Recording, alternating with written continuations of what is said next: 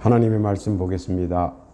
로마서 5장 3절에서 4절 말씀입니다. 제가 받들어 봉독해 올리겠습니다. 다만 이뿐 아니라 우리가 환난 중에도 즐거워하나니 이는 환난은 인내를, 인내는 연단을, 연단은 소망을 이루는 줄 알미로다. 아멘. 기도합니다. 하나님 아버지 감사합니다. 복되고 귀한 시간 허락하여 주옵시고 또 이 시간 주의 말씀을 듣는 시간입니다.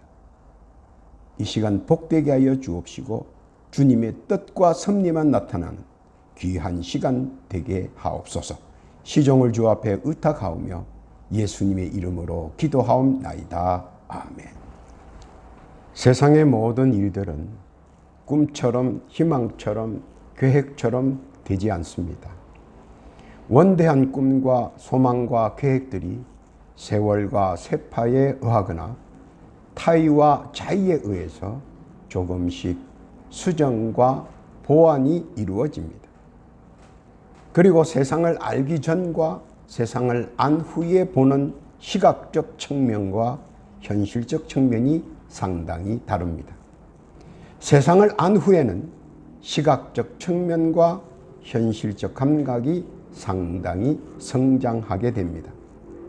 그러면서 자신도 모르게 위선도 배우고 위장하는 것도 배우고 가식으로 가면을 쓰고 행동하는 것도 배웁니다. 또 자신을 위하여 아양도 부릴 줄 알게 됩니다. 그뿐만 아니라 몸도 적극적으로 치장을 하고 얼굴도 여러 가지로 미장도 하고 속내를 그럴듯하게 포장하여 상대가 진정한 내 마음을 알 수 없도록 변장합니다. 진실을 알 수 없는 오리무정의 세상이 점차 확산되어 가는 것 같습니다. 그러다 보니 모든 사람들이 서로를 배려한다고 하면서 서로의 진심이나 진실은 숨겨두고 보이는 일상사로 판단을 하게 됩니다.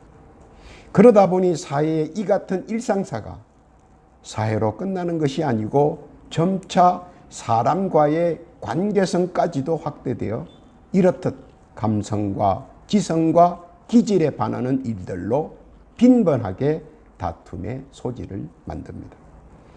서로가 서로를 향해 왜 이해를 못하냐고 윽박지르기도 합니다.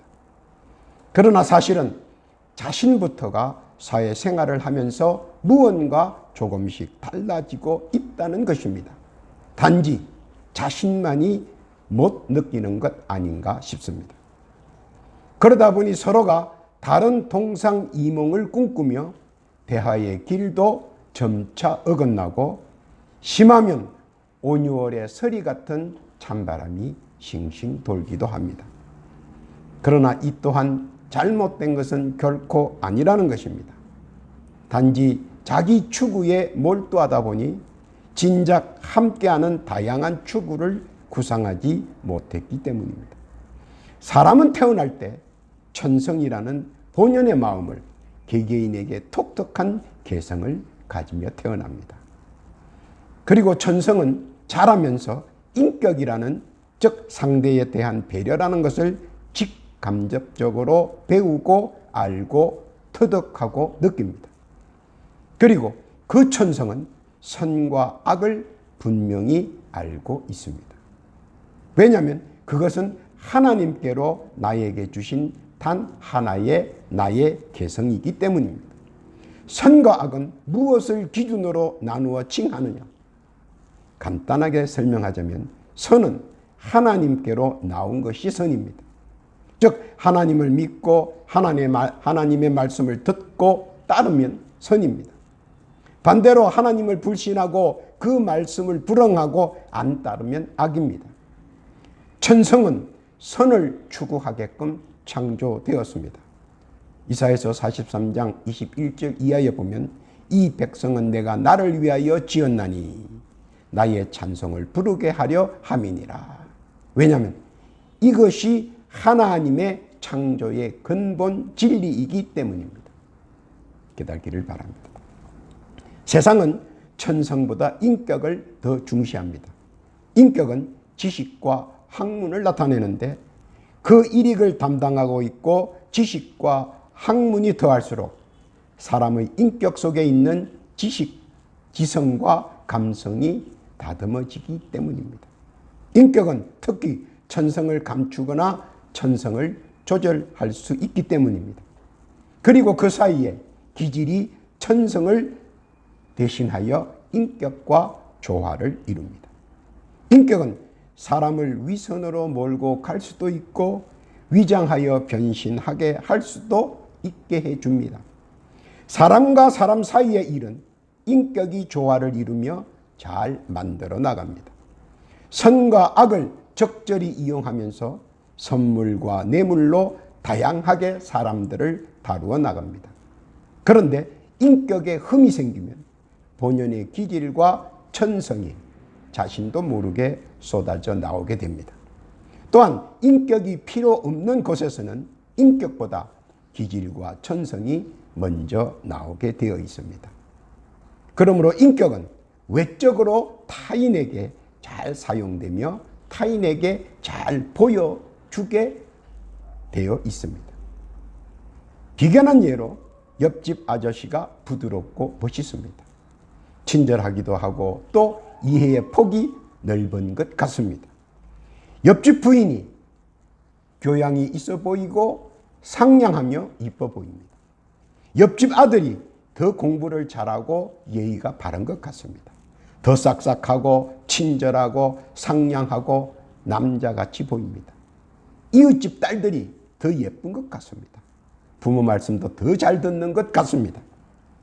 그런데 반대로 우리 집 남편을 보면 무뚝뚝하고 볼품없고 언제나 남의 편입니다. 우리 집 사람은 수다스러워 보이고 천박해 보이고 이쁘게 보이지 않습니다. 우리 집 아이들은 모두 연약해 보이고 내 성에 안 찹니다. 그래서 간혹 비교도 하고 스스로 가슴 아리도 괜스레 합니다. 그러나 이는 외관상 포장된 인격의 모습일 뿐 내면의 천성과 기질은 보지 못한 판단이기 때문입니다. 사람들은 여기서 보기 좋은 치장과 가장된 인격에 의해 실족이 시작됩니다. 판단의 미숙으로 인하여 인격 장애자들의 위선과 아양에 선량한 사람들이 넘어지고 자빠지고 상처를 입게 됩니다. 그리고 그로 인하여 돌이킬 수 없는 많은 아픈 일들을 만들어내고 있습니다. 짧은 인생길에서 서로 미워하고 아파하고 슬퍼하고 애통해합니다. 그러나 사람들은 아픔을 당하면 예민해집니다. 그리고 자기 자신과는 별개로 기질이 난폭해집니다. 그리고 자신의 기질로 인하여 많은 후유증을 남기고 많은 상처의 흔적들을 남기기도 합니다. 하나님을 믿는 선민들도 이러한 실수와 후유증에 견디지 못하고 아파하며 예기치 못하는 상황으로 몰고 갈 때도 있습니다. 이런 극단적 상황까지 오면 그제서야 깨닫게 됩니다.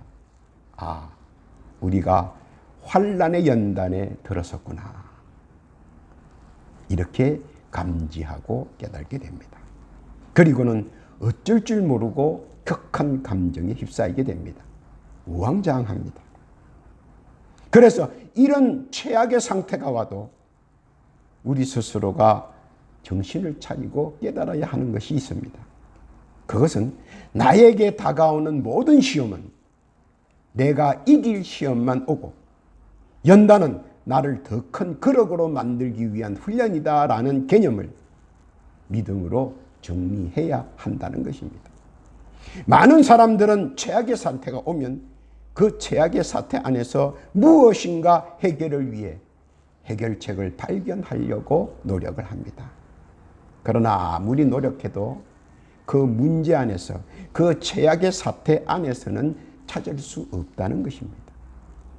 빨리 깨달는 자는 그만큼 환난의 연단을 빨리 마칩니다. 깨달지 못하는 자는 그만큼 많은 고생과 많은 환난의 연단을 받아야 합니다. 연단이란 무엇입니까? 바로 나의 감성과 지성과 지각의 거력을 키우기 위한 환란입니다. 그리고 연단을 통해서만이 나의 감성과 지성과 지각의 성숙도가 성장하는 것을 알아야 합니다. 12살 아이가 부모한테 사업을 하겠다고 하면 아마 부모들이 무모하다고 말립니다. 18살쯤 된 청소년이 사업을 하겠다고 하면 부모들이 그 소년을 한번 다시 바라봅니다. 평소에 연단 성숙도를 보면서 그 부모들은 판단할 것입니다. 30살 먹은 청년이 사업을 하겠다면 부모, 일가 친척뿐만 아니라 이웃까지도 투자할지 모릅니다. 왜냐하면 그의 연단 성숙도를 보면서 유무를 가지게 될 것입니다. 여기서 중요한 것은 연단 성숙도입니다. 연단 성숙도란 뭐냐 하면 누구와 함께 연단을 했느냐 하는 겁니다. 선한 이들과 함께 연단을 했느냐, 악한 이들과 함께 연단을 했는가 하는 것입니다. 왜냐하면 연단은 나쁜 연단과 좋은 연단이 있기 때문입니다. 다니엘서 12장 10절에 보면 많은 사람이 연단을 받아 스스로 정결케 하며 회개할 것이나 악한 사람은 악을 행하리니 악한 자는 아무도 깨달지 못하되 오직 지혜 있는 자는 깨달으리라. 악한 연단을 받은 사람은 악을 행한다고 다니엘서에 기록되어 있습니다. 베드로후서 2장 14절에 보면 음심이 가득한 눈을 가지고 범죄하기를 쉬지 아니하고 굳세지 못한 영혼들을 유혹하며 탐욕에 연단된 마음을 가진 자들이니 저주의 자식이라. 탐욕에 연단된 마음은 끝까지 탐욕으로 일관한다는 것입니다. 악한 사람들이 악한 사람들과 함께 악한 연단을 받으면 계속해서 악한 생각과 악한 계획과 악한 행동을 할 뿐이기 때문입니다. 그래서 누구와 함께 연단을 받았느냐가 중요한 것입니다. 선민들이 선한 사람들과 함께 연단을 받으면 하나님의 복된 선한 선민이 되지만 깡패 조직에서 훈련과 연단을 받으면 악하고 악랄한 깡패가 될 뿐입니다. 그래서 누구와 함께 연단을 받았느냐가 중요합니다. 히브리서 5장 14절에 보니까 단단한 식물은 장성한 자의 것이니 저희는 지각을 사용함으로 연단을 받아 선악을 분별하는 자들이니라. 연단은 감성과 지성과 지각을 키워 선악을 분별케 해주는 것입니다. 만약 이를 정확히 분별치 못하면 모든 것이 헛수고가 됩니다. 마태복음 7장 21절에 보면 나더러 주여 주여 하는 자마다 천국에 다 들어갈 것이 아니요 다만 하늘에 계신 내 아버지의 뜻대로 행하는 자라야 들어가리라. 주님으로부터 헛수고의 결과를 듣게 됩니다. 그러면 연단의 의미는 무엇입니까? 나에게 있어서 어쩔 수 없거나 불시에 찾아오는 불가항력적 환난과 고난을 인내하며 참을 수 있는 끈기와 소망을 잃지 않는 힘을 말합니다. 그리고 그 연단의 것은 빛나는 정금입니다. 욥기서 23장 10절 이하에 보니까 나의 가는 길을 오직 그가 아시나니 그가 나를 단련하신 후에는 내가 점금같이 나으리라고 말씀했습니다. 만약 그렇지 않다면 많은 사람들이 연단으로 실망과 자포자기에 쌓여 자신을 포기할 수 있기 때문입니다. 그러면 그 연단의 근본은 무엇입니까? 연단은 하나님과 나와의 관계를 돈독히 해주는 가교의 역할을 해주는 징검다리라 하는 겁니다. 굳이 비교하자면 외면으로 찾아오는 것은 보통 우리가 시험이라고 말합니다. 그리고 내면으로 찾아오는 것을 연단이라고 통칭 말하기도 합니다. 연단의 근본은 세 가지에 의해서 선도됩니다. 그건 무슨 말이냐면 연단은 우리가 보이는 것보다도 내가 행하는 것에 의해서 연단의 유무가 또 강약이 결정된다는 것입니다. 무엇에 의해서 선도되고 결정되느냐? 그것은 말씀과 기도와 찬송이라는 겁니다. 우리가 연단이라고 하면 착각하는 것이 있는데 하나님께서 많은 것으로, 큰 것으로, 거대한 것으로 우리에게 연단을 주시는 것이다라고 생각하고 있다는 것입니다. 그러나 연단은 고통과 고난과 고생으로 우리를 연단시키는 것이 아닙니다. 재정으로, 재난으로, 재원으로 우리를 연단시키는 것이 아닙니다. 하나님께서는 그런 외관적인 것으로 우리를 연단시키지 않습니다. 하나님 편에서 나를 사랑하사 나를 단련시켜 정금 같은 거룩으로 만들어 주시려고 연단시키는 것이지 일부러 고생시키려고 그런 것은 아니라는 것을 깨달아야 합니다. 시편 26편 2절에 보니까 여호와여 나를 살피시고 시험하사 내 뜻과 내 마음을 단련하소서. 연단의 기본 규칙은 세 가지로 단순하며 간단한 연단의 제1은 말씀을 보는 것입니다. 이것이 연단의 첫 걸음입니다. 제2는 기도하는 것입니다. 이것이 연단의 두 번째 걸음입니다. 제3은 찬송하는 것입니다. 이것이 연단의 세 번째 걸음입니다. 그런데 사실 이 세 가지가 만만해 보이기도 합니다. 그러나 매일매일 지키기는 쉽지 않습니다. 그러나 자기의 의지에 따라 달라질 수는 있습니다. 믿음의 보편적 가치관과 믿음의 성숙도에 의한 선택에 의해 완성될 수 있는 것이기, 즉 무엇을 중시하느냐입니다. 사람의 일이냐 하나님의 일이냐 하는 것입니다. 그래서 이것을 연단이라고 칭하는 것입니다. 무슨 거창하게 복잡하게 웅장하게 하는 것이 아니고 일용할 삼시세끼 먹는 것과 같이 연단도 그렇게 함께 해야 한다는 것입니다. 하루 3번이 안 되면 하루 2번이라도, 하루 2번이 안 되면 하루 1번이라도 꼭 말씀과 기도와 찬송을 해야 하는 것입니다. 다른 중요한 일이라도 제쳐두고 해야 한다는 것입니다. 더 중요한 것은 말씀을 볼 때 성령이 함께하고 기도할 때 하나님께서 들으시며 찬송할 때 주께서 듣고 기뻐하신다는 것입니다. 그리고 연단의 씨를 뿌려지게 된다는 것입니다. 개개인의 특성에 따라 연단의 열매를 수확하게 된다는 것입니다. 그러면 그 연단이 어떻게 해서 그 연단이 연단이라고 부르는가 한번 살펴보겠습니다. 첫째, 말씀을 보려면 연단이 슬며시 찾아옵니다. 우리가 다 알지 않습니까? 조용한 시간 성경 말씀을 몇 줄 읽지도 않았는데 벌써 졸음이 손살같이 찾아와 자리를 잡게 됩니다.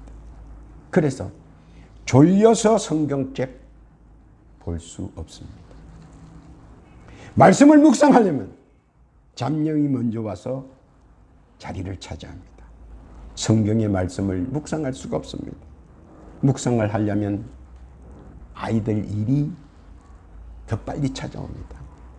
묵상하려고 하면 사회의 일들이 더 빨리 찾아옵니다. 그래서 결국은 다음으로 미룹니다. 이것이 첫 번째 연단의 고입니다. 말씀 보는 것 우리는 매일매일 실패합니다. 그래서 이것을 연단이라고 하는 것입니다. 그러나 또 내가 반대로 내가 열심을 내고 볼 수도 있다는 것입니다. 두 번째 연단은 기도입니다. 기도를 하려면 연단이 설며 찾아옵니다. 머리만 좋아하면 언제인지 꾸벅꾸벅 좁니다. 기도하려고 마음을 정하면 이상하게 다른 소리가 들립니다. 바람 소리, 사람 소리, TV 소리, 음악 소리, 갖가지 소리들이 다 귀에 들어옵니다. 그래서 할 수가 없습니다. 그래서 기도를 다음으로 미루거나 대충 해버립니다. 하나님께 상달되는 기도가 아니라 중언부언, 자기도 알아듣지 못하는 소리로 허겁지겁 끝내버립니다. 두 번째 연단 고비인 기도하는 것도 실패합니다. 세 번째 찬송을 부르려면 연단이 슬며시 찾아옵니다. 찬송을 부르다가 갑자기 유행가로 흥얼댑니다. 찬양을 하려다가 갑자기 가사가 기억나지 않습니다. 흥얼거리다 보면 벌써 딴 길로 찾아 헤맵니다. 그냥 대충 흥얼거리다 제풀에 끝내버립니다. 세 번째 연단 고비인 찬송 부름도 실패합니다. 그래서 우리는 매일매일 가슴앓이를 하고 후회도 하고 자복도 하고 자책도 하며 하나님께 용서를 구하기도 합니다. 그러나 실패했다고 용기를 잃지 마시기 바랍니다. 그것까지도 하나님께서는 우리를 주시하고 계시기 때문입니다. 그리고 어떠하면 함께할까? 어떻게 하면 도울 수 있을까? 어떻게 하면 성령을 통하여 우리에게 힌트를 주시고 지금도 우리 곁에서 노력하고 계시다는 것입니다. 그러므로 우리가 늘상 말씀을, 기도를, 찬송을 우리 내리에서 떠나지 말아야 한다는 것입니다. 그것을 잃는 순간 연단은 나도 모르게 찾아온다는 것입니다. 깨닫기를 바랍니다. 끝으로 연단이 제일 두려워하는 것은 말씀이며 기도며 찬송입니다. 왜냐하면 말씀은 사탄과 마귀와 귀신들이 무서워 도망갑니다. 말씀을 보는 순간 그들에게는 순식간 올무가 되어 꼼짝 못합니다. 그래서 말씀을 보는 순간, 묵상하는 순간 그 즉시 사탄, 마귀, 귀신들은 출행랑을 놓습니다. 모든 그들이 만들어 놨던 모든 문제가 해결되고 모든 문제가 평탄케 됩니다. 이것이 말씀의 진리입니다. 믿으시기를 바랍니다.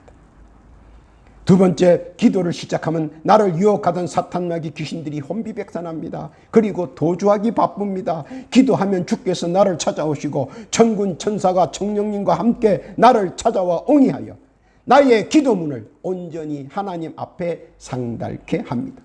기도의 제목들이 모두 하나님 앞에 상달되게 하고 작은 것 하나까지라도 모두 들림받고 작은 것 하나까지라도 모두 응답받는 은총을 허락하시고 기도 이전보다 기도 이후가 더 창대하는 기적을 체험할 수 있습니다. 이것이 기도의 힘이며 기도의 능력입니다. 믿으시기를 바랍니다.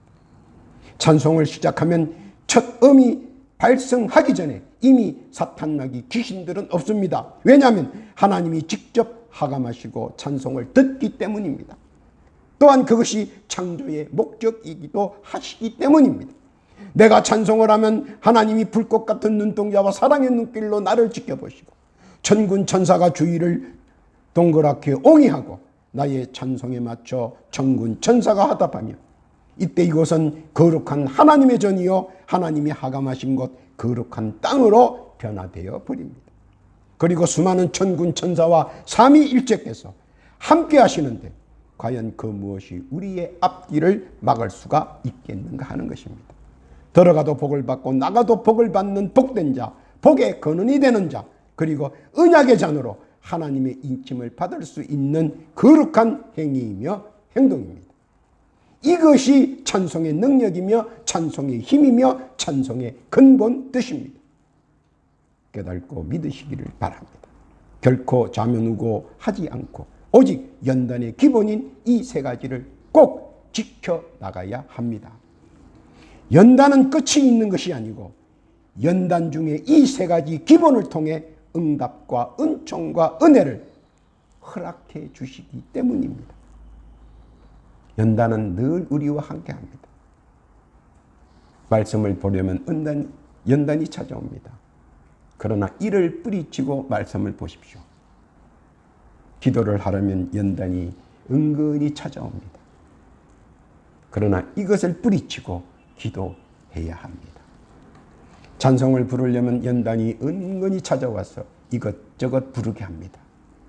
뿌리치고 찬송을 불러야 합니다.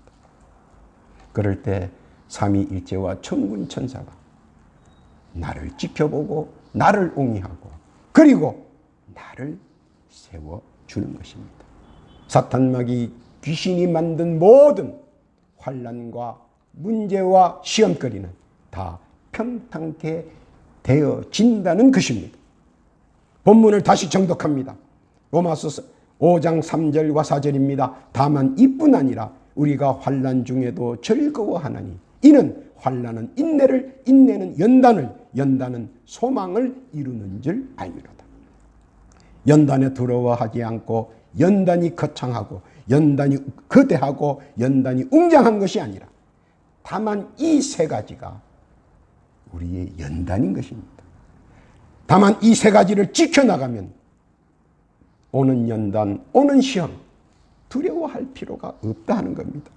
베드로전서 1장 7절 이하에 보니까 너희 믿음의 시련이 불로 연단하여도 없어질 금보다 더 귀하여 예수 그리스도에 나타나실 때에 칭찬과 영광과 존귀를 얻게 하려 함이라.